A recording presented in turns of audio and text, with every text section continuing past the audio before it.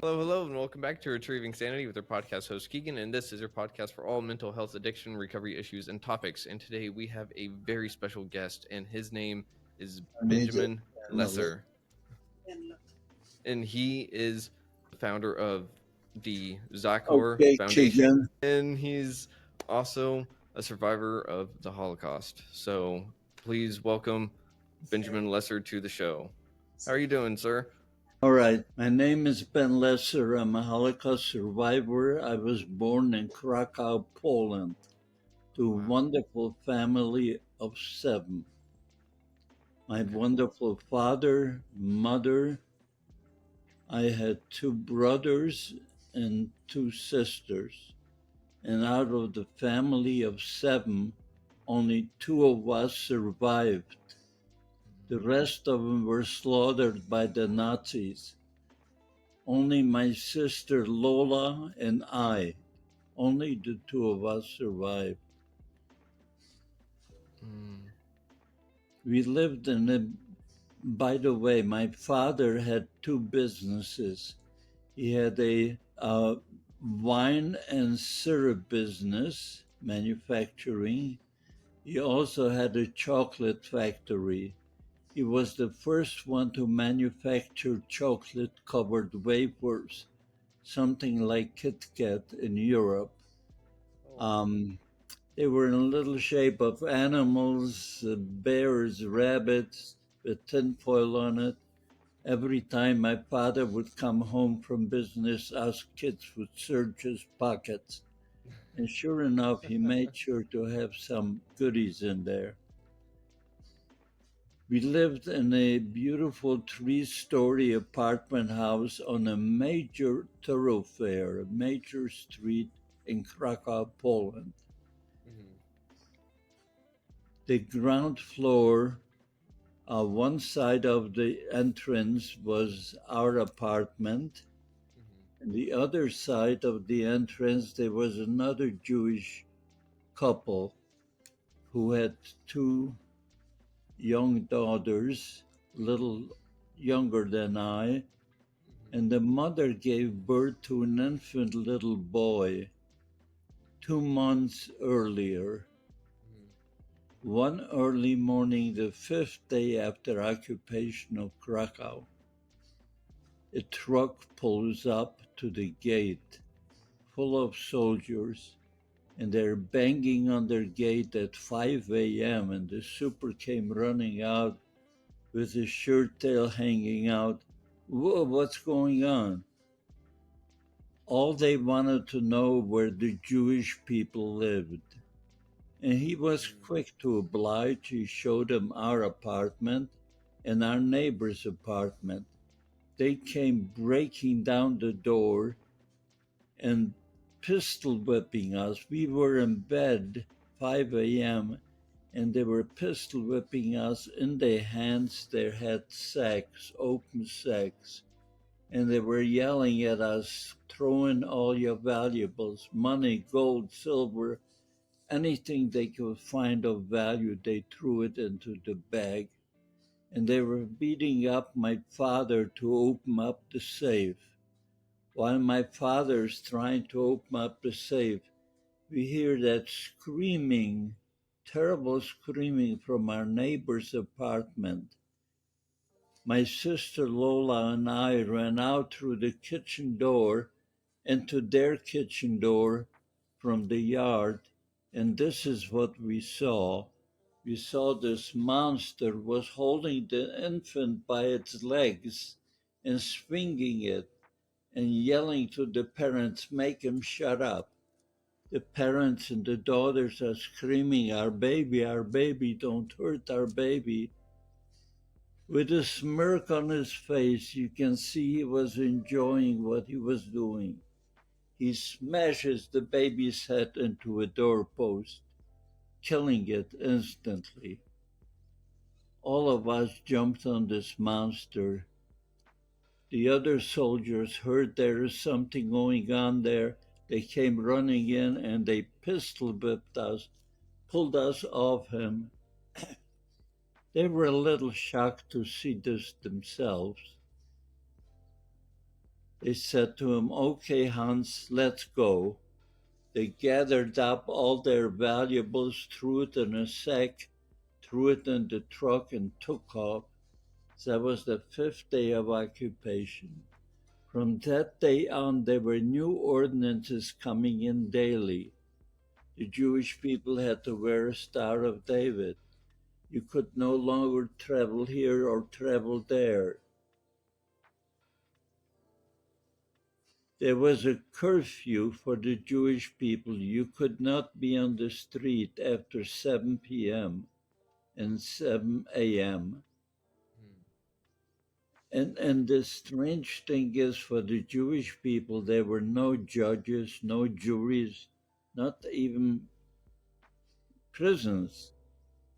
If they found you disobeying any of these ordinances, they simply shot you. And every morning there were people laying on the street and people going around the push carts and picking them up.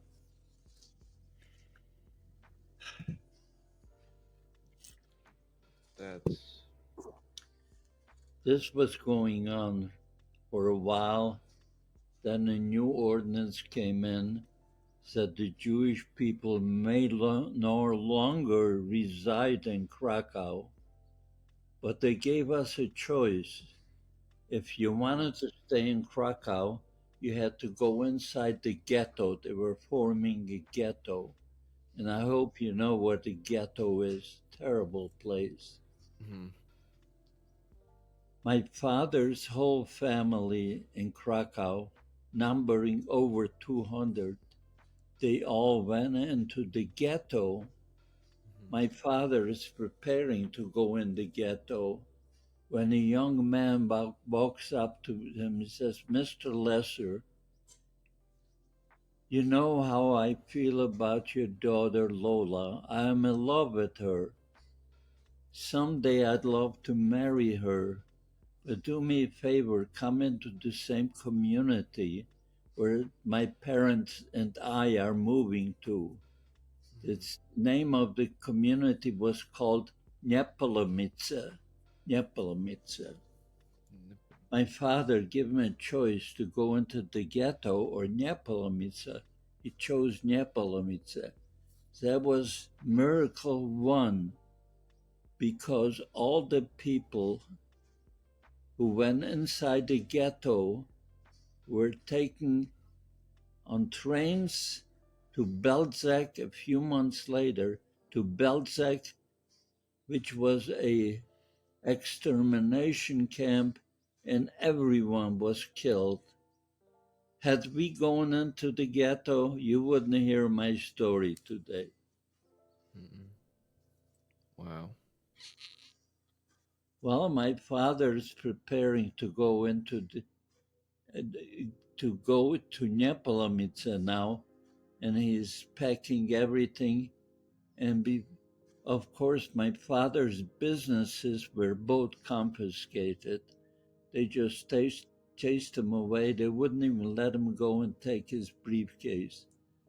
So my father, we found out, had 1,000 American dollars that he saved up for a rainy day.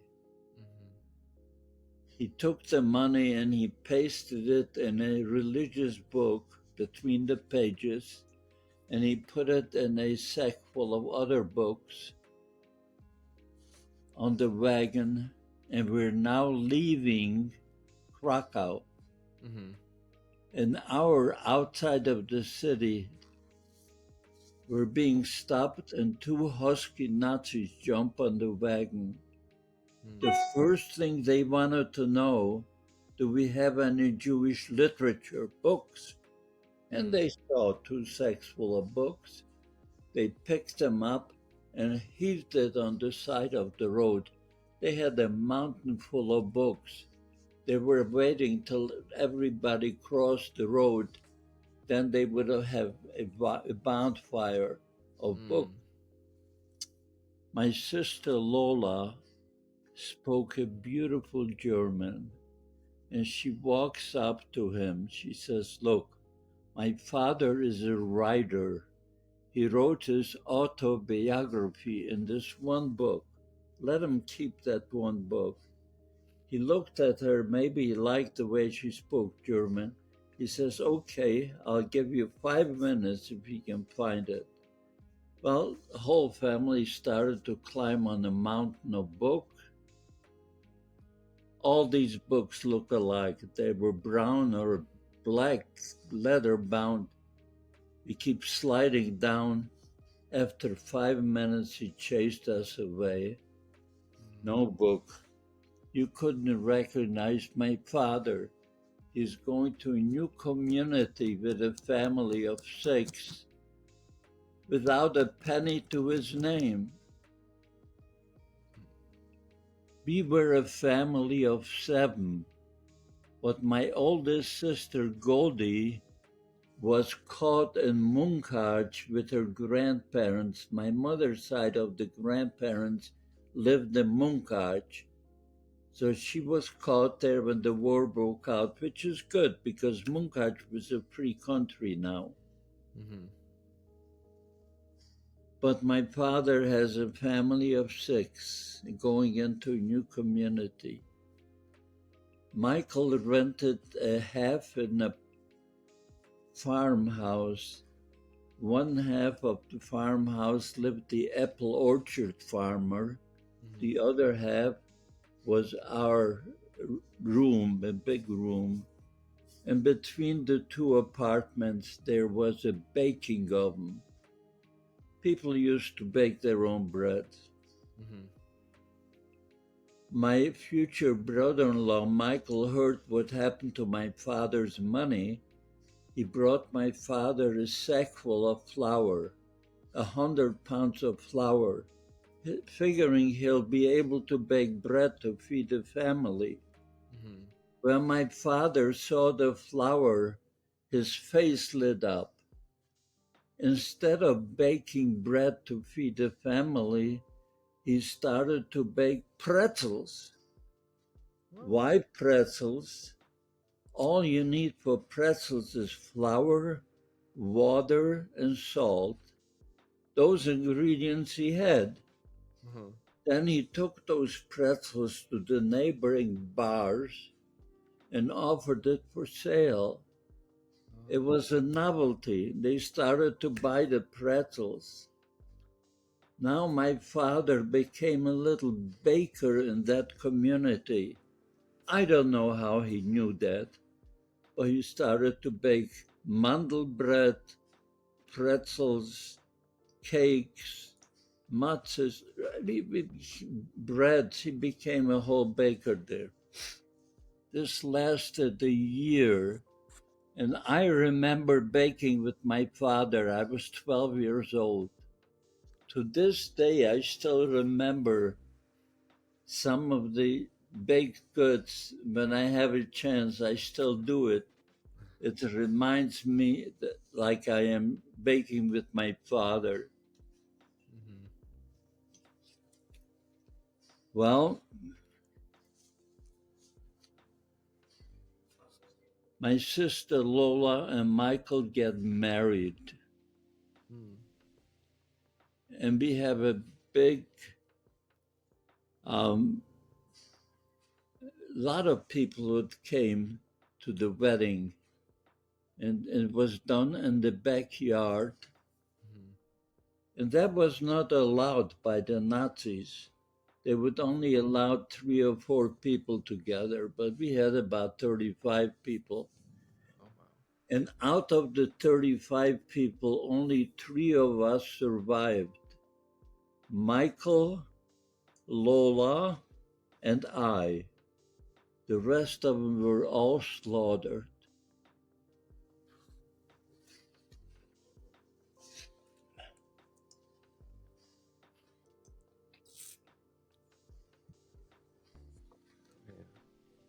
So now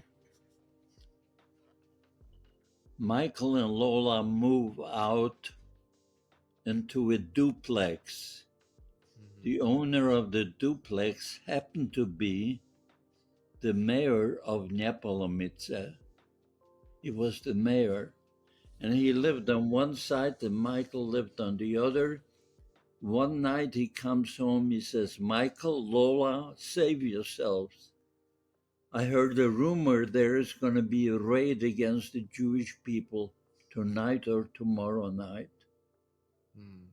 When Michael heard that, he went out and he hired a wagon with the driver, and we snuck out in the middle of the night. The only place we can go to was to a nearest city called Bochnia. Bochnia had a ghetto. That meant we had to go inside a ghetto. Bochnia ghetto had a very bad reputation. Mm-hmm. What happened? Every so often, 2 or 3 dump trucks would come into the ghetto, and the Nazis would go from house to house, pull out the children from their beds, and throw them into these dump trucks. You can imagine the parents screaming for the children screaming for the parents. And as they filled up those 2 or 3 dump trucks, they would start to pull out of the ghetto. The parents were running behind these trucks and screaming for their children. But these cultured people had machine guns at the end of each truck. Mm-hmm. And they would mow down the parents running behind these children. That resonated throughout Europe. Stay away from Bochnia ghetto because of these atrocities. But we had no choice. And it's a good thing we did leave, because Neapolitan said there was a raid, and the Jewish people were picked out from their apartments, thrown into trucks, taking them to the forest. The men were given shovels, dig a ditch, and everyone was shot. How do we know that? My sister Lola and I survived. We went back to Neapolitan after the war to find out what happened to all the people. The farmers were telling us, as they went to the forest to pick mushrooms and berries to sell in the market in the morning, they saw those trucks pull in, and they were hiding behind trees. They saw everything that happened. They say the ground was moving for 3 days afterwards. They didn't care if they killed you or not. They buried you. Mm. Wow. Well, we're now we are in Bochnia ghetto. Mm-hmm. The driver unloads us on a sidewalk, and we sit there, and all of a sudden Michael sees his school buddy by the name of Farber. The school buddy was a Jewish policeman wearing a uniform. They didn't have any weapons. All they had is a baton on the side. Mm. Their job was to keep order inside the ghetto. Mm-hmm. Farber says to Michael, "What are you doing here?" And Michael tells him the story. Mm-hmm. Michael tells him the story. Farber says to Michael, "Don't worry, I'll find a place for you to live." He Mm-hmm. took Michael, Lola, his parents, and his sister to someplace else. Mm-hmm. And he took my father, my mother, myself, my little brother. He took us to another apartment. Well, all it was is one big room, and there were 8 people, 8 other people in that room. So now we were 12. There were no beds. All we had was straw on the ground. Blankets were hanging from the ceiling, separating each family. Mm-hmm. Blankets on the straw.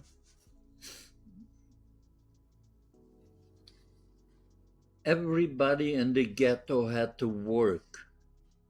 If you didn't work, you didn't receive any rations. You would die. I was 12 and a half, maybe 13 years old.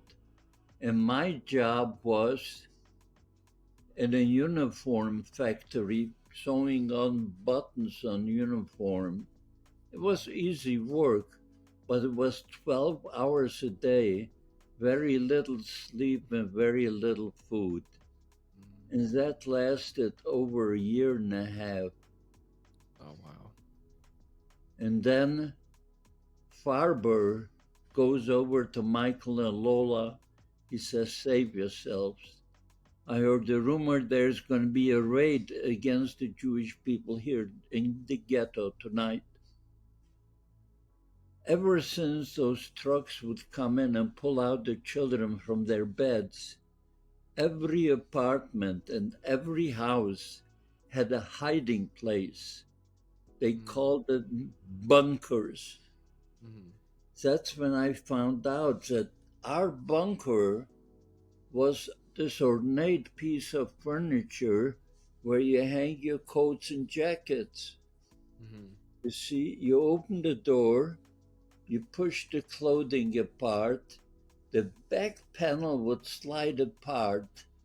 There was a hole in the wall, and the 12 of us could crawl through into that hole and stand between two buildings. Lucky for us, the outside of the buildings were connected. Only the roofs were separated, and it was snowing. It was cold. The last person had to close the door behind him, put the clothing back, the back panel back, and we stood there all night long, shaking and shivering. And we heard dogs barking. We heard screaming, shootings. We heard our neighbors are being torn apart by these dogs. Towards morning, it got quiet. When it got quiet, we dared to come out. When we came out, we couldn't believe what our eyes are seeing. Our neighbors torn apart by these dogs laying in the snow. We see a mother with an infant torn apart. The mother was still breathing.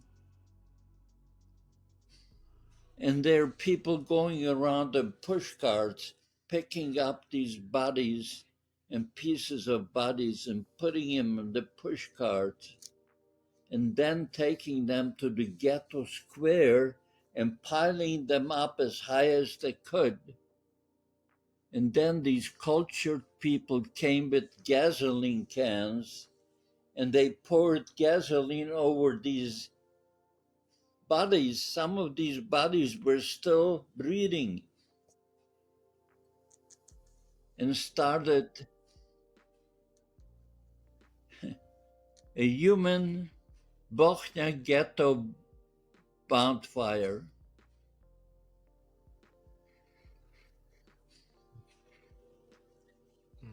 Human Bochnia ghetto square bonfire. Can you imagine what it was like? It was absolute chaos, hell.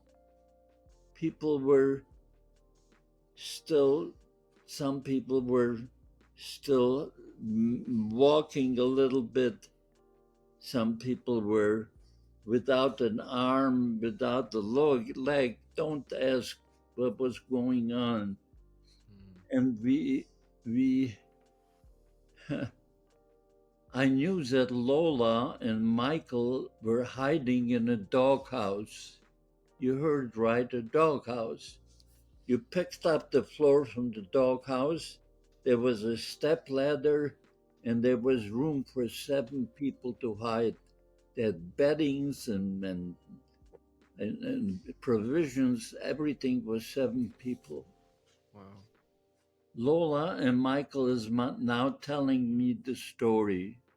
They were about to go into the doghouse when another Jewish policeman by the name of Morris Schiller walks up to them.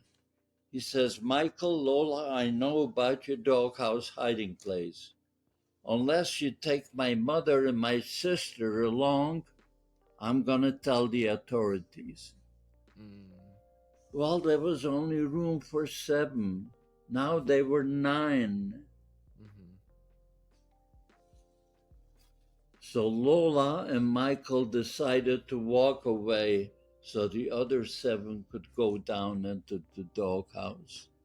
Wow. While Lola and Michael are walking the street, this friendly policeman, Farber, sees them. He says, Michael, Lola, why aren't you hiding someplace? So Michael tells him the story about Morris Schiller. Mm-hmm. Farber says to him, don't worry. Where my sister and her 2 children are hiding, there is room for you. Follow me. He took them to a leather factory, a tannery. Mm-hmm.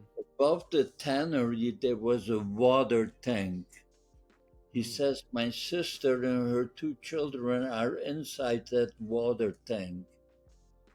Oh, wow. In the morning, when you hear my knock on the tank, that means the coast is clear, you can come out. Mm-hmm. Well, Michael and Lola went up a ladder to the water tank. There was a rope, and they lowered themselves into the water tank. And this is what they saw. His sister is standing knee deep in water.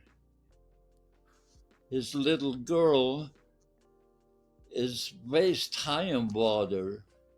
And the mother is holding a little infant boy that's sound asleep. Wow. Lola picked up the infant little boy. Michael picked up the girl from the floor, and they stood there in the water, freezing cold, all night long, shivering and shaking. And there were little water rats nibbling at their feet.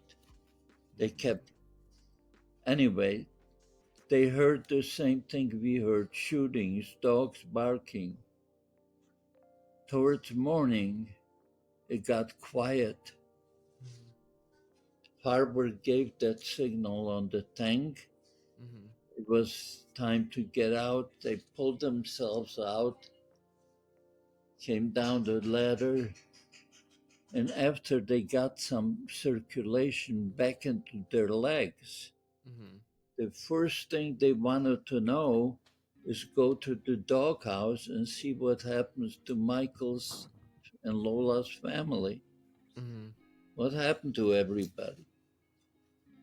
So they came to the doghouse, Mm-hmm. and this is what they saw. I can't show you the picture, but everybody was laying in the snow with a bullet hole in their head. Everybody was dead. Little Marika is still holding on to a doll that Lola made her for her 7th birthday. She's laying in the snow with a bullet hole holding on to the doll. When Lola saw that, she started to scream. Michael stopped her. He says, they may still be burning bodies. They may still hear you. So with a quelched cry, they knew what they had to do. You Mm-hmm. see, according to the Jewish religion, you're supposed to bury your loved ones within 12 or 24 hours if you can. Mm-hmm.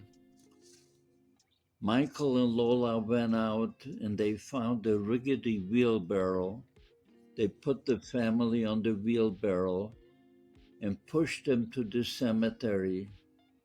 At the cemetery, Michael found a shovel, and Lola, with her bare hands, are making up a grave, and they put their family into the grave. When Morris Schiller walks up to them, he says it wasn't my fault, and it wasn't his fault because his own mother and his own sister were also killed. However, he says, that graves that you put your family in, I want it for my mother and my sister. You're going to have to take them out. Well, Lola started to cry. Michael says he has the power over us. They had to take everybody out, put them back on the wheelbarrow, take them to another spot, and start all over again.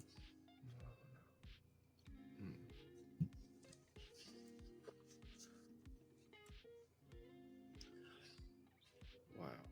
While this is going on, there is a commotion. While this is going on, they hear a Jeep is coming up the hill, and the Jeep stops at the gate of the cemetery. And two husky Nazis jump into the cemetery and yelling, Morris Schiller, Morris Schiller. And he walks up to them and says, Jawohl, here I am. They pull out a revolver and they shot him. This is what they did to anyone who has seen too much. They didn't want to leave any witnesses. Wow. While this is going on, Michael and Lola buried their family. The Jeep went back down, and they, holding each other, are going down the hill. To continue this tell this part of the story takes a long time. But all I can tell you, please read my book, Living a Life That Matters from Nazi Nightmare to American Dream. If you read my book, you'll find out everything, plus how we were able to escape the ghetto, get out of the ghetto, and we took 25 people with us outside the ghetto. While we were outside the ghetto, excuse me,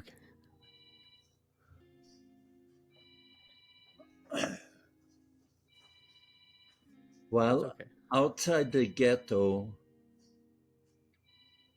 Michael befriends a truck driver who was hauling coal. He was hauling coal, and he asked him, would he please convert his truck into a double-decker, coal on top, and between the coal and the chassis, some people could hide, and he could take him to the border of Czechoslovakia, Poland, and there'll be a smuggler waiting for us. We will pay him a lot of money. He agreed to do it. And one day he came, he converted his truck. There was room for 10 people to hide, 5 and 5, just like sardines.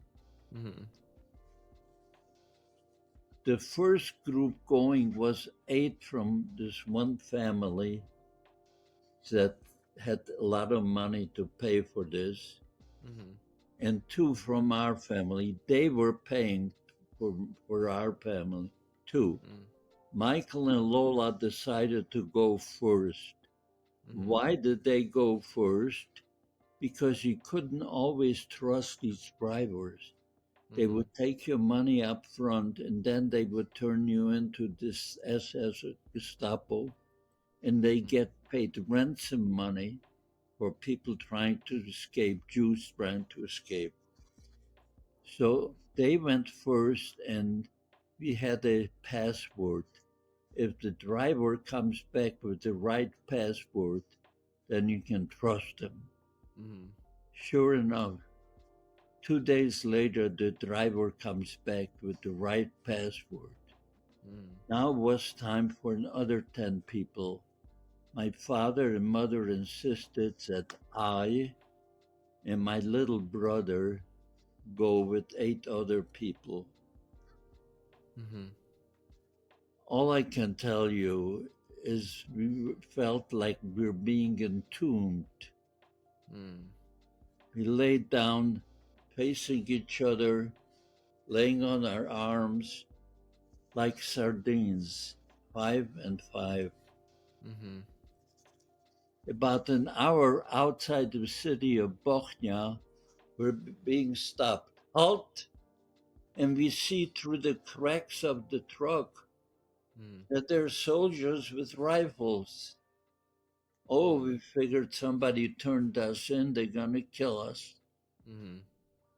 And then they're talking to the driver, and the truck started to move again. We felt, oh, they're releasing us, until we saw that on the step next to the driver stood a soldier with a rifle. Now we heard soldiers are walking on top of the coal. The coal dust is filtering through. My little brother is about to sneeze. I'm holding his nose and his mouth. And they were with us for 2 hours. After 2 hours, the truck stopped. We were already saying our prayers. All of a sudden, we hear, Dankeschön, Dankeschön. Thank you, thank you. They were just hitchhiking. Talk about miracles. They had no idea 10 Jewish people are hiding under their feet. Wow. The driver took us for another 2 hours to a forest and told us to get out. And he says, walk into the forest about 300 yards in there. You're going to find the tool shed. Mm. Inside the tool shed, there is the smuggler. He's waiting for you. Sure enough, we went to the tool shed and we met the smuggler, who happened to be a forest ranger. He was the smuggler. He took us in the middle of the forest about 2:30 a.m. He told us to lay down on our stomach and look up. It was pitch black, but we hardly see. Looks like soldiers with rifles are walking back and forth, and dogs next to them. Mm. He told us quietly that at 3 a.m. they will come down the hill. They'll meet fresh soldiers down the hill. They'll have a little ceremony, and then the fresh soldiers will come up with their dogs. Between the two happenings, there's about 5 or 10 minutes that we can cross the border. Oh wow. Okay, 3 o'clock, sure enough, we saw the guards are going downhill with their dogs. After they were far enough away, we shimmied our way up to the barbed wire. The smuggler picked up the barbed wire. He says, cross to the other side, or be very careful, because the edge of the mountain is a big ravine and you can tumble. If you tumble, it's all over.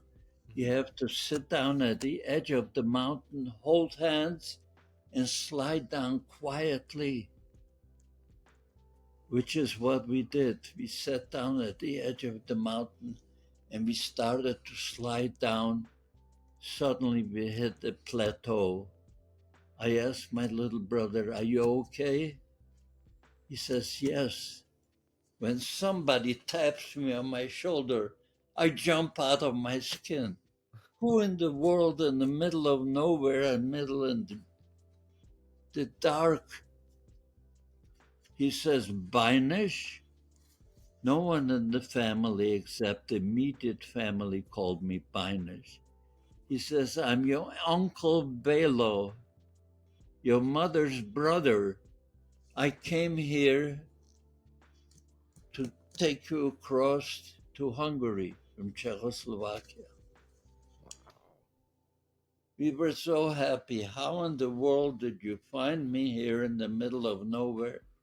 He says, when Lola and Michael went across 2 days earlier, they contacted me and they told me exactly where. I waited here for you. That's awesome.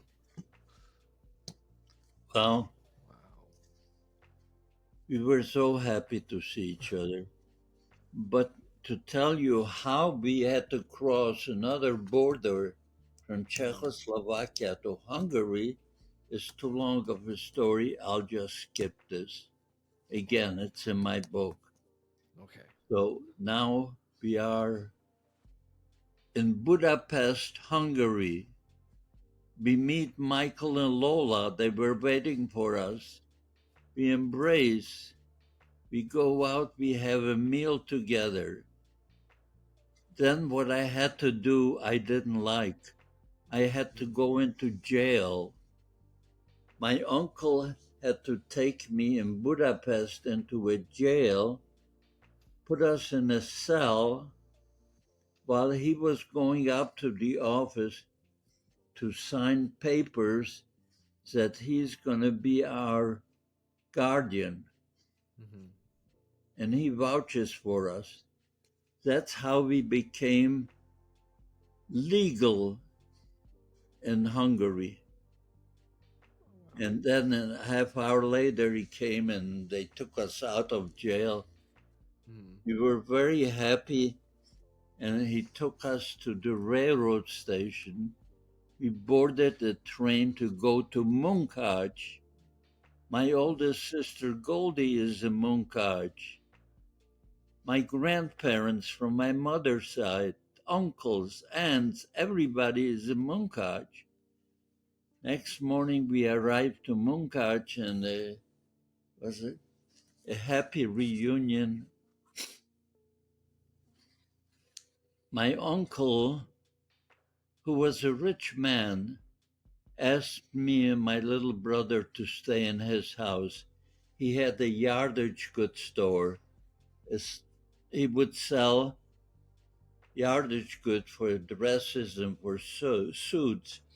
Above his store, there was his house, Mm. and we stayed there in his house. Okay. Life in Hungary was going on like normal. People going to weddings and bar mitzvahs and temples. It, if I tell them what happened in Poland, most of them didn't believe it. No. And my family, who believed it, said, but this will never happen in Hungary because Hungary is an ally of Germany. Why would Hitler siphoned off soldiers from the front to occupy a friendly country when he needs every soldier on the front? And it didn't make sense. But my uncle, I was telling my uncle, if the Nazis ever come in, they'll take everything away from you. Mm. It would make sense if you could convert some of your assets into diamonds where we can hide it on our body. Mm. He listened to me. One day he comes home with boxes full of shoes, a pair of black shoes for every member of the family.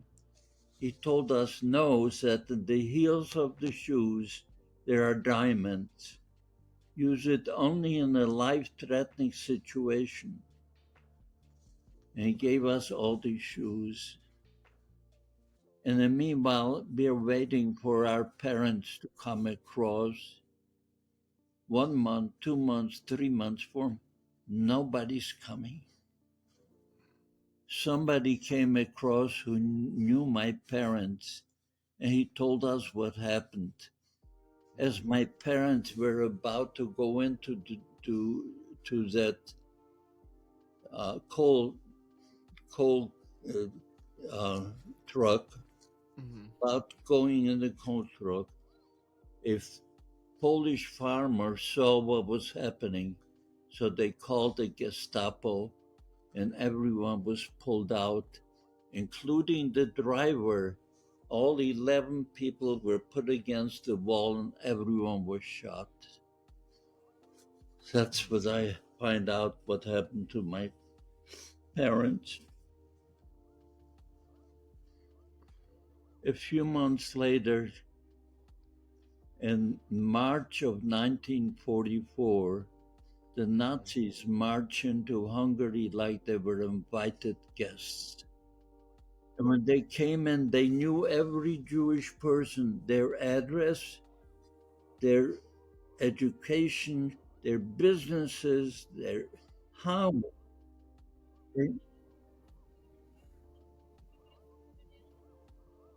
How? Who's yelling? How? They didn't have any Jewish, they didn't have any computers in those days. IBM had punch cards, and they would sell these punch cards to anyone who would pay the price. IBM doesn't deny it. They say they had no idea to what purpose they're going to use it. Anyway, within 2 months' time, they started to shuttle Jewish people into death camps. We don't know this. This is what they told us. Germany needs workers. Every able-bodied man and woman will be working in Germany. Older people will be cared for. Children will be schooled. Bring along all your valuables that you can carry with you, but leave everything else behind. Anyone found hiding will be shot on the spot. Well, everyone believed that. It made sense. Germany needs workers. And we started to march. They marched us out to the railroad station. They lined us up 80 to a cattle car. And while we're waiting to get into the cattle car, I see two men on a stretcher walking, and they set the stretcher down by my feet. I take a look. It's my sister Goldie, all black and blue, bloodied. You couldn't recognize. I says, Goldie, what happened to you? She says she went as far, she tried to escape. She went as far as the railroad station. A Hungarian gendarme who went to school with her recognized her. He turned her into the SS. They beat her to a pulp. Now they're ordering us to go in. They were ordering us to go in to the cattle car, 82 cattle car. It wouldn't be so bad if it were not for the fact that everybody had a bundle. Now it got so tight that if you wanted to sit down, somebody had to stand up. There were 2 buckets of water in the corner. Once the water was gone, there were no sanitary facilities, no toilets. 80 people, 1 day, 2 days, 3 days, no toilet. We started to use those buckets. Once the bucket got filled up, they started to overflow. Now you couldn't sit on the floor of the cattle car because of the human waste.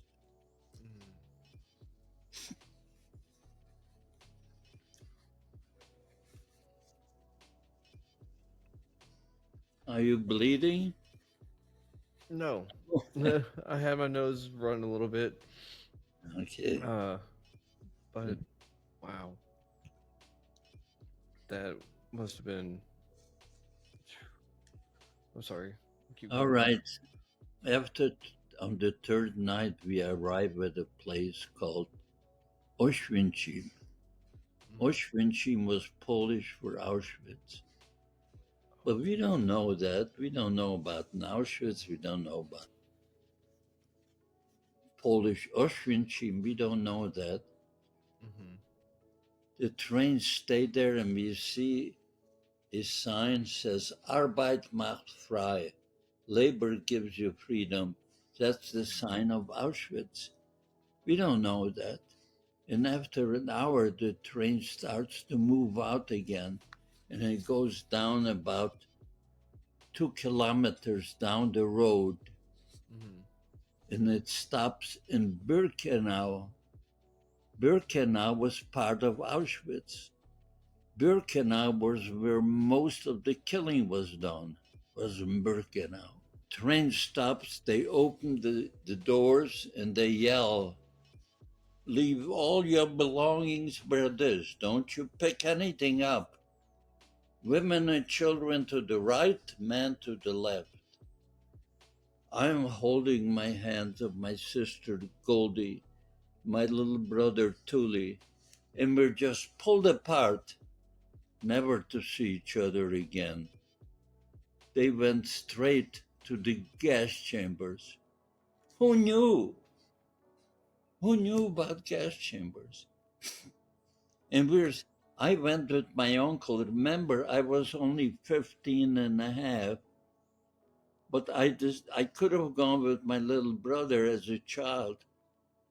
But I decided to go with my uncle and cousin as an adult, which was a miracle, because had I gone with my sister, I wouldn't be here to tell you the story. Mm-hmm. Wow. So now we're standing in line, my uncle, my cousin, and I, and we see a doctor in front of us, a man who looks like a doctor. It was Dr. Mengele, the angel of death. He decided who should live, who should die with a flick of a finger. And he goes there like this with the white glove, right, left, right, left. Every once in a while, he would ask somebody a question. Mm. When I came close to him, I heard them ask a young man, "Kannst du 5 kilometers laufen? Can you run 5 kilometers? Or would you rather go by truck?"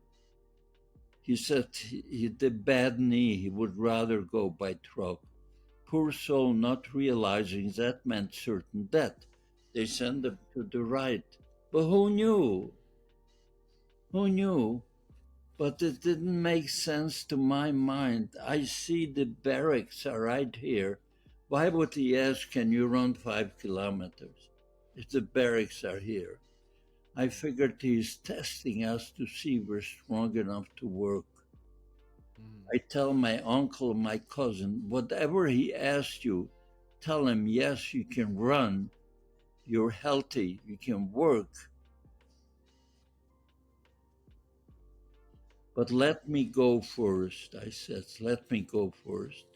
So I went in front of him, in front of this angel of death. I stretched myself out because I was only 15 and a half. And I say to him, I salute him, and I say, 18 Jahre alt, gesund und arbeitsfähig. I'm 18 years old, I'm healthy, and I can work. So he asked me, "Kannst du 5 kilometers laufen? Can you run 5 kilometers?"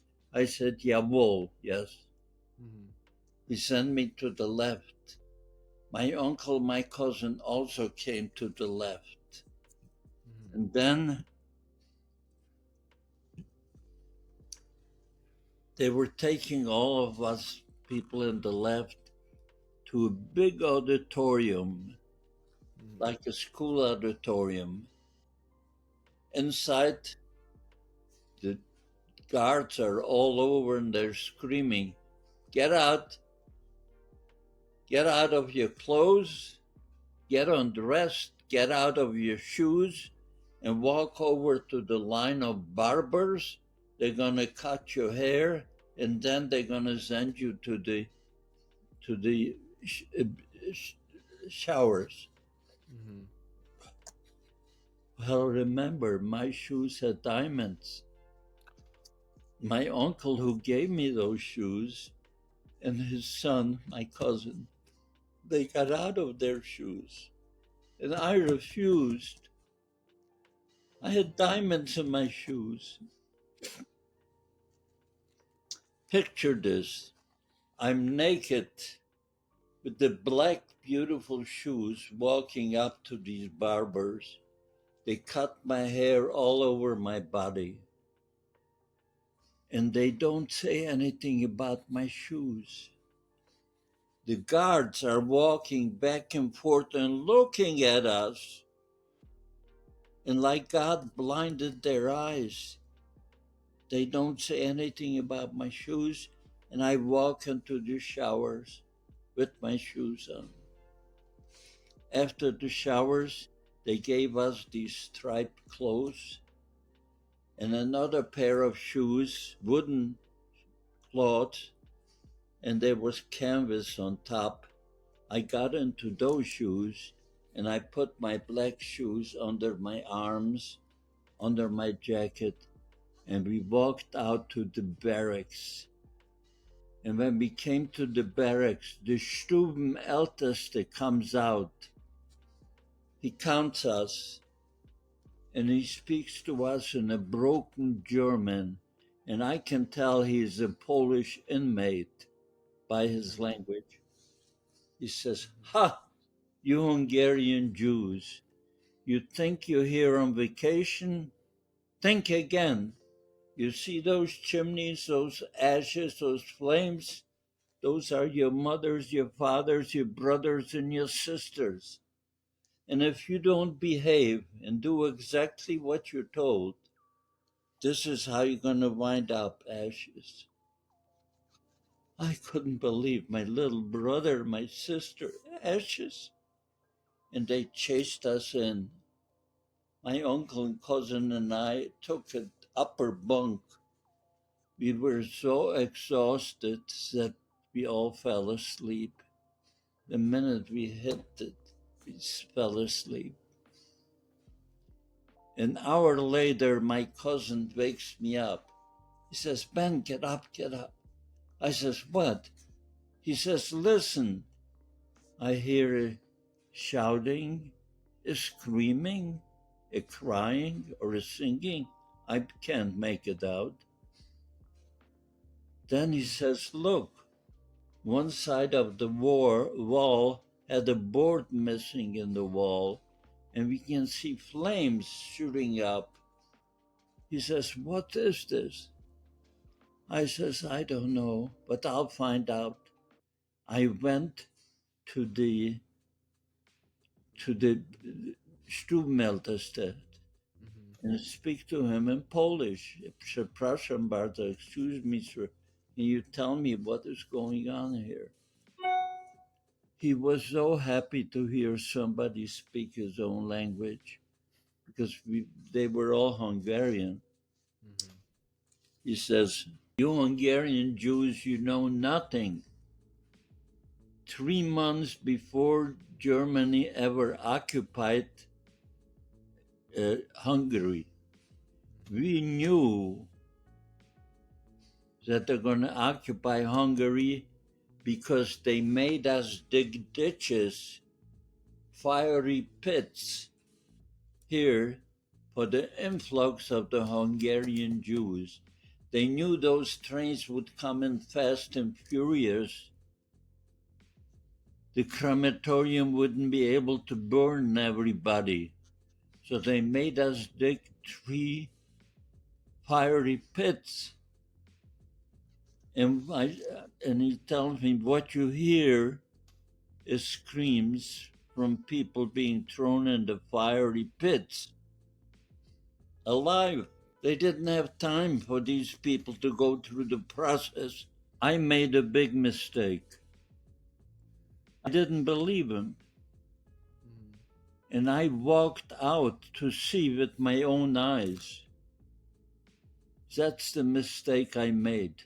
That mistake I made because it was still nighttime. I went through my barrack outside to the other barrack, and I saw 3 trucks, and people are picking up bodies. I see a young girl with a dress being picked up, and she's screaming, and they threw him into a fiery pit.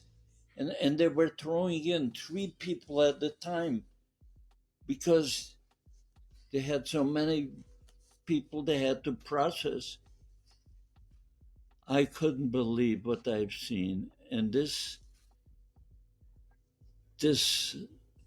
sight, that vision stays with me day and night. I can't erase it. And that was my biggest mistake because I have nightmares over this.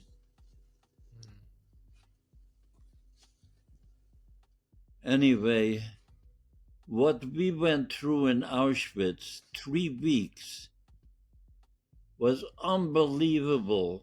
Unbelievable.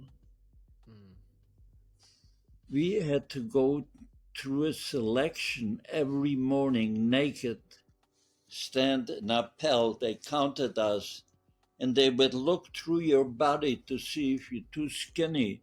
If you're too skinny to work, they would send you to the gas chambers. This was every morning. You didn't know if you're going to live through that morning selection. After 3 weeks, they put us in trucks and they took us to a labor camp called Dernhau. Dernhau was just a rock quarry. As they dynamited the mountain and the boulders were coming down, it was our job with sledgehammers to break these boulders into manageable pieces, throw them into mining carts, run it down the tracks to a grinding machine. They made gravel out of it and then pushed the mining carts back uphill. It was back-breaking work. I didn't think my uncle will survive this. So I bribed the kitchen chef that night with my diamonds. I gave it to him to give my uncle a job in the kitchen, in the kitchen. He took my diamonds and he gave my uncle a job in the kitchen. It got easier on us because my uncle could eat in the kitchen and he would share his ration with us. So it got a little easier. And every day when we came home from work, we had to line up in rows of 5. The kitchen help had also had to come out to be counted, and everybody was counted. After the counting, they would dismiss us. We would go for our rations and go to our barracks. One day we come back, we line up, they count us, and they count us, and they count. And the commandant comes down with his Fräulein. He says, I'm going to show the Schweinhund the lesson they'll never forget. What happened? 3 inmates escaped. And because of this, he orders his henchmen to pull out every 10th person in line to receive 25 lashes. As they're pulling out every 10th person, I can see my uncle is going to be a 5 or a 10. So I push him behind me, and I took his place. I became a number 10. They took us in the middle of the yard. They brought down bundles of 1 by 1 inch hardwood stakes, about 2.5, 3 feet long.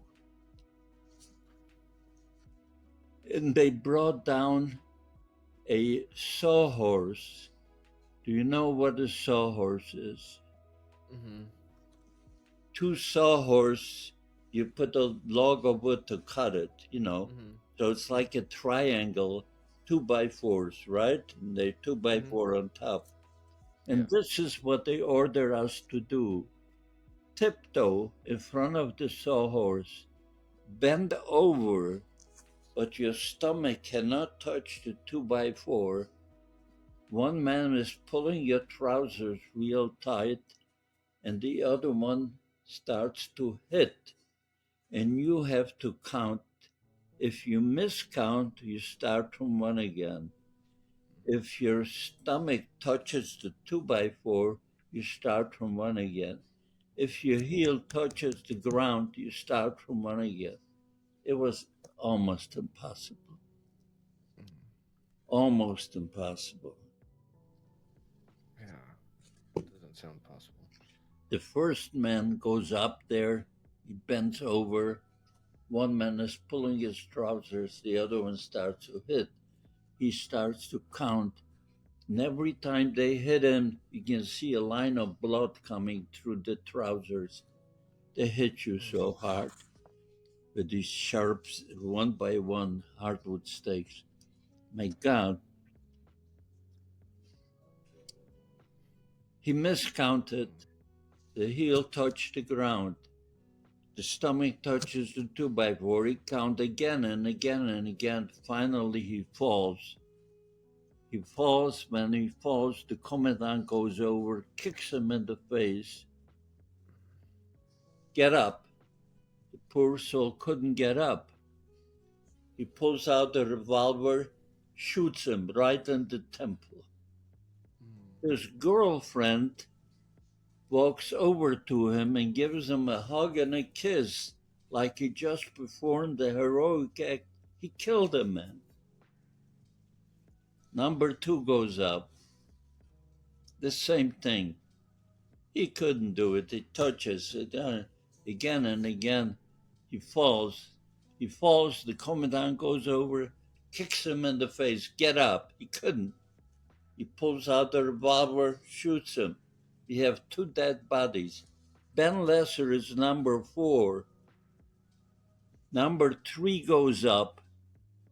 Number three was a little younger, Hmm. and he too miscounted, and he touched it. Don't ask. He started to scream, "Please have mercy on me. Don't kill me." So the commandant says to him, "Then stand up, come over here and face me." The poor guy stands up, makes two steps, and his knees gave out from under him. Hmm. The commandant goes over, kicks him in the face. Get up. He couldn't. He shoots him. So we have three dead bodies. Ben Lesser is next in line. What can I tell you? I walked over to that sawhorse, bent over, tiptoed, without touching the two by four. I was thinking to I think I psyched myself out. I think God was with me. He watched over me. I can't believe.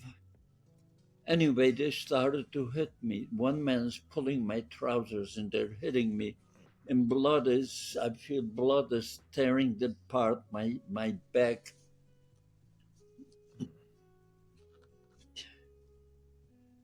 And I count out loud. And finally, 20, 21, 22, 23, 24, 25, 25. I made it. You could hear a pin drop in this camp because nobody believed that anyone could survive this. I didn't believe it myself.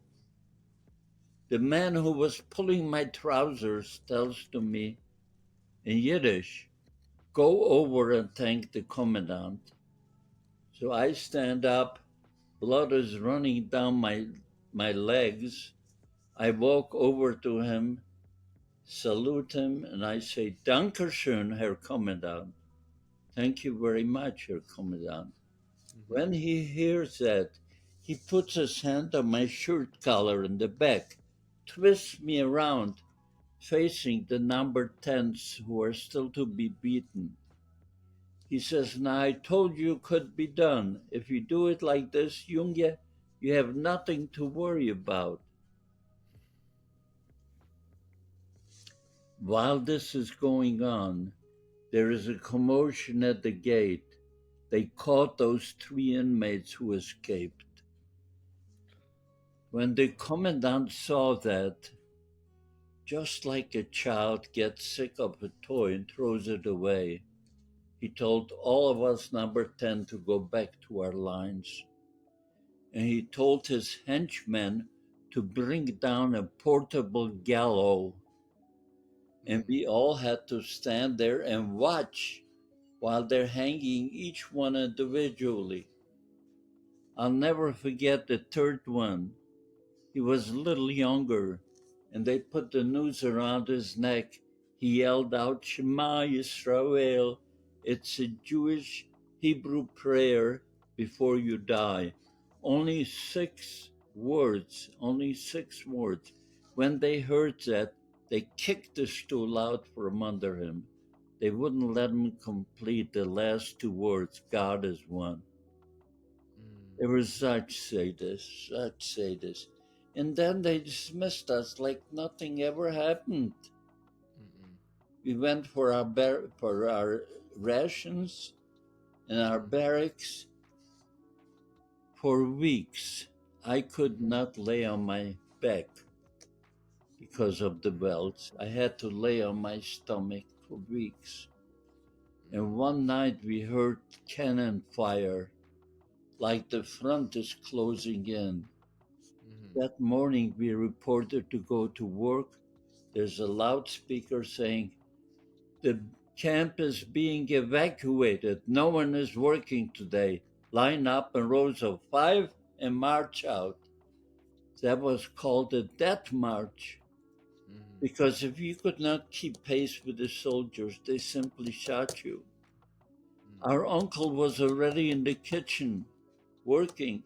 We couldn't say goodbye to him. We never saw him again.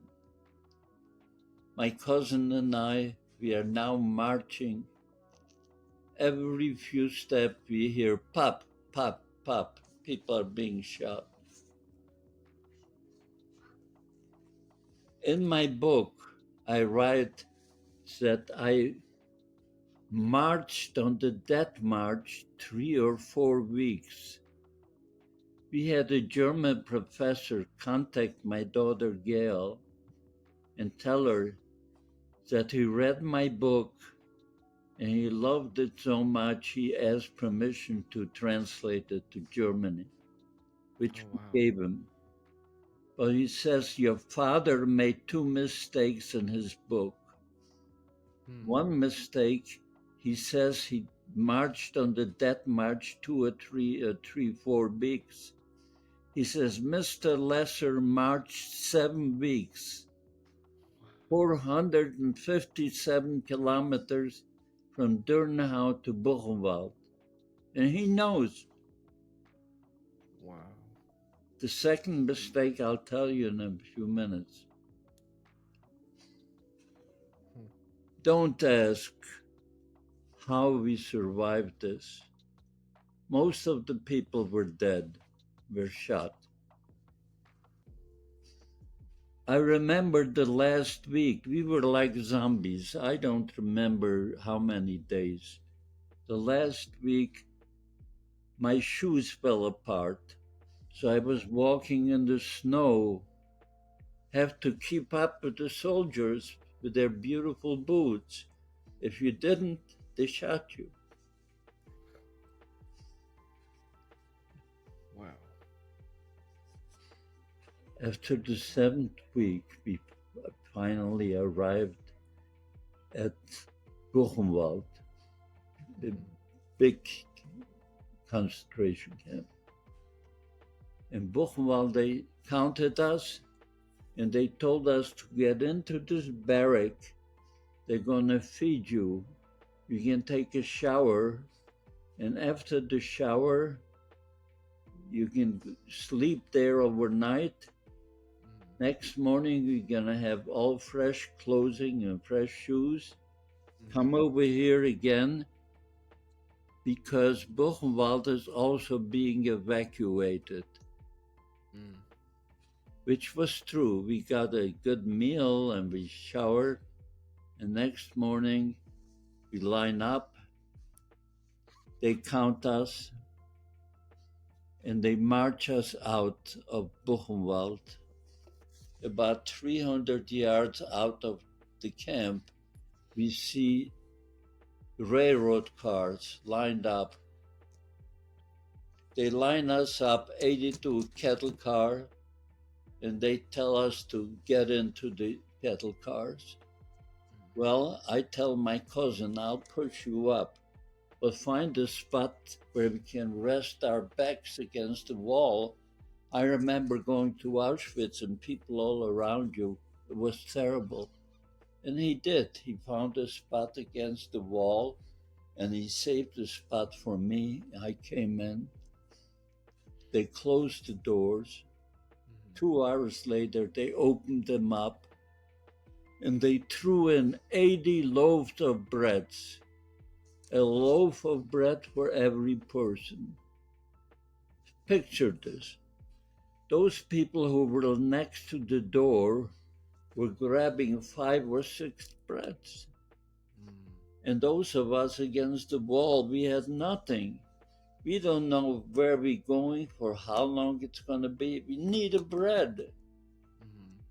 So I started to climb over the sitting inmates, over their heads, to go to get to the door to wrestle out the bread from somebody who had many. One inmate that I was climbing on his head had a pocket knife, and he stabs me. I feel blood is filling up my mouth, but I can't stop. I have to get a bread. So I keep climbing. This guy has a bunch of breads. I take one away. He kicks me.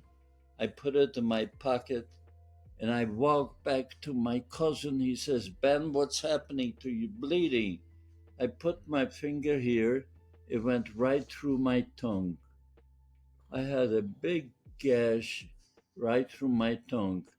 To this day, you can still see a mark on my face because I filled up. It used to be on my throat, but now that I filled up, it's over here, over my chin bone. That's 80 years old.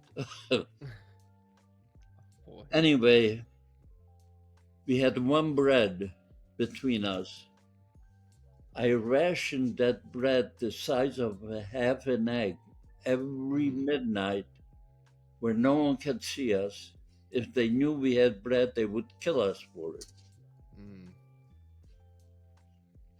The bread lasted us for 2 weeks. Wow. Only a small piece, the half an egg size. And we were so hungry. I had enough willpower to save this. After a week, no more bread. No water, no bread, no water. The train is shuttling back and forth for another week. 3 weeks now. Everybody around me is dying. Everybody is dead. My cousin and I are still alive. And we arrived at a place called Dachau. When we arrived to Dachau, a loudspeaker, anyone who can walk out, get out of the cattle car, walk over the tracks, go into the yard of Dachau. Well, 80 people in my cattle car, only 4 of us walked out alive. My cousin and I and 2 other people. Everybody else was dead. And I remember we came out of the cattle car. The night before was raining, and there was water, a little bit of water in the tracks. So we laid down on the floor and licked the water in the tracks. They wouldn't let us. They chased us away. The second mistake that this professor was telling my daughter was that I say that this train only had 3,000 people. He says the train had almost 7,000 people in it. And out of the 7,000 people, when we arrived to Dachau, only 18 of us walked out alive. And I and my cousin were two of the 18. I am the only survivor today. It's been many years already that I'm the only survivor left. Wow. We came into the yard of Dachau. We see a mountain full of dead bodies. They ran out of coal to burn the bodies in the crematorium, so they piled them up, and they put my cousin and I right next to barracks, right next to these bodies. They don't give us a bunk just on the floor. They leave us by the floor. The inmates felt sorry for us, so they gave us little waters that they had. They shared the water with us. Mm-hmm. 1 day, 2 days. The second night we hear Befreiung of Americans, Befreiung, liberation. I tell my cousin, let's go out and see what's going on. So holding each other, we shuttle out, we come out and we see the inmates are crawling on their hands and knees and kissing the boots from the American GI. They looked like gods to us. They liberated us. Like gods. And while I'm standing there with my cousin, 2 GIs walk up to me. One of them had a can of Spam. He opens up the can of Spam and he hands me the can of Spam. It smelled so good. We made a mistake. Both of us, we ate some of it. And both of us came down with dysentery. My cousin dies in my arms the night of liberation. I talked to him. I wouldn't let him go. Anyway, I think he survived only so that I could survive. And now that he sees that I'm free, he let it go. I think that's what happened. He died. And I'm holding him. I won't let him go. They came and took him away. I followed. But my knees gave out from under me, and I fall. When I fall, they push me to a wall. I stand in this wall for 2 hours. A man walks up to me, nicely dressed, and he asks me in a broken German how many languages I speak. So I tell him, and he says, Polish? I am a Polish Jesuit priest. I came here with nuns and doctors from Paris, and we're opening up a field hospital in the yard of Dachau. Well, when I heard that, he says, I'm going to take you to that field hospital. He lifted me up like I was a sack of bones. I may have weighed 40 or 50 pounds. I was 16 and a half at that point, 16 and a half years of age. He carries me into the infirmary. There was a nun, and they put me on a cot with a white sheet on it. The nun takes my vitals, and I pass out. 5 weeks later, I wake up in St. Tertullian in a Bavarian monastery. The monks gave up a building to make it into a hospital for the survivors. This is where I was born. After 5 weeks, I opened my eyes, and the nuns saw that, started to scream. He's opening his eyes. And all the other nuns came running in.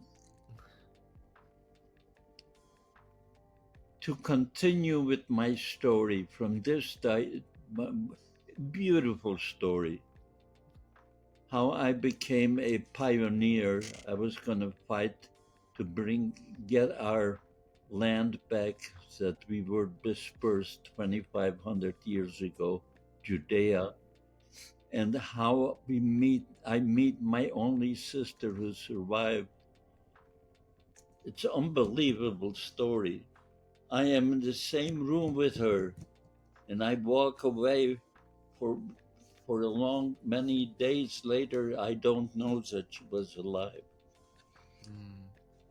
Unbelievable stories. This is way too cool. And finally, how I came to America, and how I made a beautiful life for myself after being on Skid Row on Main Street. After Skid Row, without a nickel to my name, I was turning my life around, and I made a beautiful life for myself and my family. That is way too cool. I'm so glad you were able to do that too. So what you heard is just a small portion, but that's all part about the Holocaust. Later on, it's now after liberation. It's a whole new life. You read my book and you learn everything. You learn everything. Okay. That's awesome. While individuals can't always choose what happens to them, but whether it's a crisis or calamity, people can choose to either let it ruin their lives or to learn from it and move forward. It's essential to understand the consequences of personal choices. It is possible to let tragedy or trauma become a reason to stop living. But it's also possible to live through extreme circumstances and commit to a life that has meaning, a life that matters.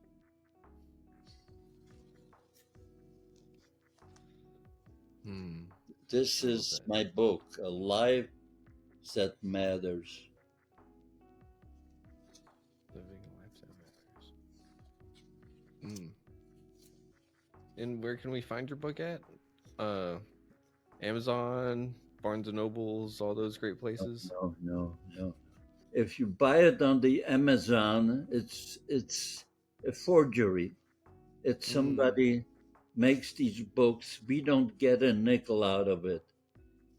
I need to sell these books to support Zachor Foundation.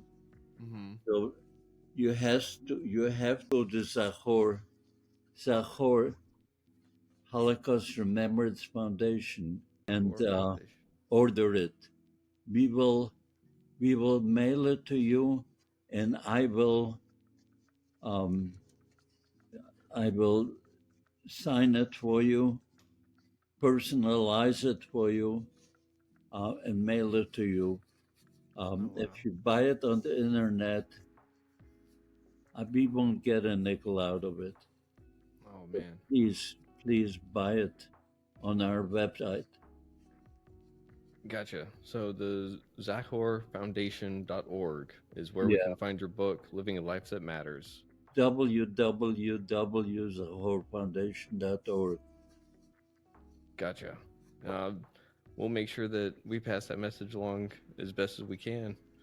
Okay. So, thank you. Of course. Do you have any questions, Keegan? Oh, I've got a ton, but let's check with Gail real quick. What do we got to do? Do we got hit any other notes or anything? Okay. Uh, Holy cow. I mean, oh, Ben, Mr. Lesser, you've gone through more than my human brain is capable of imagining. And yet here you are telling your story. And it is truly I remarkable. I don't know if I have the right words to describe it because it's a testament to strength. It's a testament to all sorts of uh, inspiration because you had to dig deep, and I'm sure had I been in that situation, I would have not known what to do. So I'm sure you didn't really know what to do either. Keegan, From the sounds of it, there was no Keegan, nothing. Keegan, Uh listen huh. to me. I don't think I'm smarter than you are or anyone else. I think God protected me. Mm. And you know, during the war, I lost my belief in God after I Mm. saw them throwing a girl into a fiery pit alive. I says, where is God? Could there be a God? But then after the war, I was thinking about it. It's been bothering me day and night. Mm.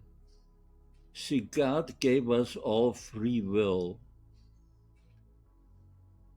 Because of this, He cannot interfere if we people choose to kill each other. He gave us free will. He can't Mm. stop it or tell us what to do because of this. That's my reasoning. Okay. Mm.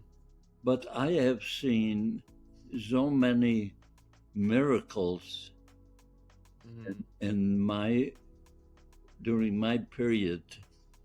Why was I so lucky to survive? I couldn't imagine. The only answer I have is that God needed a witness, someone who can talk about it. Mm. And I do. Believe me, every night I have sleepless nights because of this. But someone has to do it. Mm. And I think God gave me the years because of this. So it's Mm. my duty. I'm doing it willingly. And I'm so glad that you are. Uh, your message, your story needs to be heard. It's a very important part of history that cannot and will not be forgotten. Uh, Thank you. Thank you. yes. Thank you. And so I'm so glad you're able to share everything with us. And I know that your book has so much more, but one of my other questions really just has to be how did you just how did you get back to normal life? How or quote unquote normal because you went from extreme to extremes and going back to a normal life. There's no such thing Uh, as normal after that. And my so, life is not normal. I have, I dream and I have nightmares every night. You can't call it normal. But I know this is my job. I have to do what I'm doing to you, mm, telling my story. mm, So I have to stay well to continue doing that. And I and hope I can do it for a long, long time more. well, I think you're doing an amazing job, and you're getting on podcasts and stuff, and you're helping get that message out there.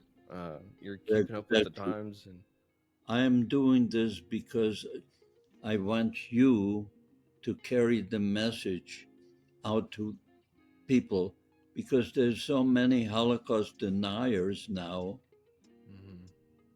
and you know, they think if they say a lie long enough, some people will believe it, and on the internet, some youngsters can believe it. So we have to counteract it, and this is why I depend on you. And I'll be sure to carry this message with me in my channel and spread it as far as we can. So again, to anyone out there listening, it is the Zachor Foundation.org where we can get your book. Man, I just Z- the Zachor Foundation.org. yes, Uh, W. www.zachorfoundation.org. Zachor And means remember in Hebrew. remember, Yeah, zachorfoundation.org means remember in Hebrew. that is awesome. And that's what we're going to make And sure we there do. is so much more you can learn. We have a shout out program. Okay. Can you tell me about that? Right. You can shout out on our website. Okay. You shout out for peace, for love, you know, against anti-Semitism. Whatever you decide to shout out, you do it. And it's going to stay on our website for generations to come. If you wish to add a picture, a photograph, the photograph and your shout out will come out generations from now. Your great great grandchildren will be able to say, "Oh, my grandfather shouted out for that." I mean, I'm the only one in the world who's doing this. That is too cool because I can definitely get behind that, and I know that the audience can also get behind that. I Because also have an AI. You know you have what an that is? AI, artificial I had intelligence. an AI before anyone ever heard about it. Really? Really. I paid a lot of money to get on my website, and you can actually see me on my website, take me on your telephone, and take me home to your house and talk to me, and I'll answer you. That is awesome. Okay. Yeah, they're unbelievable things that I did to Oh man. create this situation. The Zachor Foundation has great things. It sure sounds like it. Yeah, we have a curriculum. Mm. Mm-hmm. Curriculum on, Okay. A curriculum for history teachers and stuff like that yeah, to help yeah. remember the Holocaust because it does start They're with using education. my curriculum all over the world. Nice. That is good. And it's free. That's awesome. It's free. That Everything is free. mm. The only one who's paying for all those things are me. But it's not quite free, but I see what you're saying. Someone's got to make it happen, and you're the one that's choosing to do so. And for Thank that, I can't thank you enough. I think you're doing the world a huge service, and uh, I hope that your story is just bought by many of people, and that we can just I mean, you don't have too bad of arthritis, right? You might have a lot of signatures to be doing after this airs. But that's the whole point. We want everyone to hear your story. We want people to know that these kind of things happen, and there are atrocities that we can't sweep under the rug. There are things that can't be forgotten. They can't be unspoken about. They have to be shouted out that they happen, because if we don't remember it, history will repeat itself. And one of my questions is, what is a warning sign? What is something that you saw coming that if you saw it coming again, you'd be like, hey, that's a big red flag? What's that? Red flag? I didn't understand. Mm. So if since you went through this and you experienced it firsthand, if there was something going on in today's society or something, what would be a red flag to make us sit there and go, hey, like, that sounds familiar, you know? And anti-Semitism. Anti-Semitism. Anti-Semitism that's going on, Mm-hmm. especially among the youngsters in the schools. Mm-hmm. That's something like similar to what happened during the war, World War Mm-hmm. II, but not quite. Mm-hmm. But the anti-Semitism has to stop. Why? Mm-hmm. Why? Yeah. The Jewish people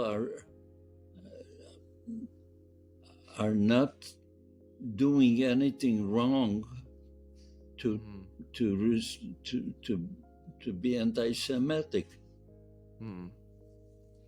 No, I just think some people are just out to make the world a worse place, and Yeah, unfortunately, I mean, the my feeling is the hatred has to stop. mm-hmm. Hitler and the Nazis did not start with killing. It all Mm-mm. started with hate, Yeah. hate propaganda. That's how it began. So Mm-hmm. therefore, this has to be stopped. Mm-hmm. This is And why we expect you to come mm-hmm. up with these stories. Some people will hear it and they didn't know that there even was a Holocaust. Mm-hmm. Yeah, and you can't let that happen. So I'm not about to let Yeah. it happen. Uh, I remember the first time I heard about it on the internet that there was such a thing as Holocaust denying. I was like, hold up, what? It kind of really shook me because I know how important that is in everyone's history. It's not just for the Jewish people, it's not just for Germany, it's for anyone and everyone, because there's so much that goes on to it that to have someone that lived through it give us their experience is still just mind blowing to me. So, and you're 96 years Yeah. young. Yeah. You're still a strapping young lad, so you got Right. plenty more years. Right. In. Yeah. But um, is there anything that you want to see done with the Zachor Foundation? What is one of the goals that you want to do with it? Right. What is something that you haven't achieved with your foundation that you're still aiming for? Yes, if we had the finances, we would go out and hire more people to um, to do what you're doing. We want the whole world to know what was going on, Mm-hmm. and I can only do so much. Mm-hmm. But why? Why? If I had the funds, believe me, there would be more people like, um, was it Cindy that contacted you? Mm-hmm. Correct. There would be more Cindys out there because instead of talking to you alone, you Mm-hmm. should have a few of people get together and I could talk to 5 or 6 instead of just one. What if I Because could set that I'm up? limited as how much I can talk for the future. I don't know how many years I have, Mm-hmm. but this is what I would do: hire more Cindy's. what if I could set up a little guest panel or something? I do know some other podcasters, so why don't we try to set up something where we have 3 or 4 people like me That come would, in here, that would be perfect. and we can set up like a little questionnaire or Yes, something of the sorts. I'd love that. I would love that. All right. Okay, Well, you have a job, Keegan. I sure do. Uh, well, I'll reach out to some of the contacts that I know, and we'll see what we can get set up. I'll stay in touch with Cindy and Gail, I assume as well. Thank That you. way we can figure something out and get it put together and make something big out of it. Tell you something, And Keegan. yes, sir. I'm very popular in Germany. Ah, In du kannst dich Germany, sprechen. that Ah, professor that I told you that told me we made 2 mistakes, uh he took my book huh. and he made He's a good. short version of it, only Ah, the part about the Holocaust. mm, And the Bavarian government saw that, so mm-hmm. they printed this and they gave it out to each high school kid in Bavaria. Oh wow. Each high school kid in Bavaria got it. So Huh. That's cool. if I That's had really cool. enough money, I would try to get this in every high school kid in Germany. They Mm, should hear this. They mm, should know what this is. It mm. says you can meet him. To Constant Begegen, you can meet him. That's awesome. This is so important Yeah. for Germany. It's so very important that the Mm, German students will grow up to be pre-Hitler kind of people, nice, friendly people.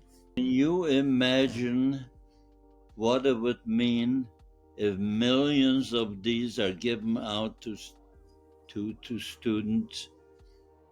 I wow. don't want anything out of it. I don't want a Mm, penny out of it. All I want is the kids to get one free. mm-hmm. Yeah. And who knows? Maybe we'll be able to help make that get started or something. I really don't know. The internet is an amazing place. A lot of people will listen to your story, and I mean, uh, if we include a shout out with an email or something, you might end up with a lot of emails. Who knows? And another thing, we, we, we get, Okay. you see those pins? Mm-hmm. Zachor, that Mm. means remember. Uh-huh. We have given out over 2 million of these pins to our listeners, Oh wow. and we're trying to get 6 million out. 4 million more to go. That is one third of the way. That's impressive. 2 million is a lot of people. A lot of pins. Those So people have personally listened to me and mm, they got the pin. that is awesome. Uh we're gonna have to get a little sign up sheet for people that listen to the show. If I can listen, if I Oh could see sure. you in person, I'll give you a pin too. I think I'll stick to a keyboard. But 6 million shout outs for the silent voices. That is awesome. I love that concept because if we're quiet about something, then not good things are happening, you know. Um, and that's how bad things continue to get spread and keep going because people don't talk about it. And whenever you don't talk about it, people think it's okay. So it's good to let people Thank you. know it's not okay. Thank you. So, Keegan, see if you can get a few people like you together. Yes, sir. You know, I can definitely do that. thank you. Yes. Okay. Of course. Of course. Thank you very much, Gail, and thank you very much, Ben. Uh, Mr. Lesser, it has been an absolute pleasure and an honor. And I mean, I really could just go on and on and on. Uh, but I mean, we have your book to read. In having that Q&A, I want to leave some stuff for that panel because we can't ruin all of the surprises, right? But um, let's see. I guess I'll go ahead and do the radio closeout. Um, so, uh, hey, Mr. Ben, I do have one question for you. Do you know what the National Suicide Crisis Hotline number is? I didn't hear that. Do you know what the National Suicide Hotline number is? No, no. So, uh, the National Suicide Hotline number is 988. So, if we can teach our kids how to dial 911, why can't we teach our friends and loved ones how to dial 988 whenever they're facing a crisis? So, Very good. Thank you. Thank you. and thank you very much, Ben. And thank you, Gail. Everyone, this has been Benjamin Lesser, Mr. Lesser, and just an amazing soul and foundation of the Zachor Foundation. So if you need or if you want to read his book, which you should definitely get one, go over to that website. It will be in the description with the episode, and you'll be able to find this on YouTube, Facebook, all the places. Yeah. And we look forward to having you back on with a few other podcasters for a Q&A or something. Thank you. So Thank you. I'd thank you very that. much. I'd like that. I'm looking forward to it. Bye. So all right. Okay, bye. Thank you, Mr. Lesser. Bye.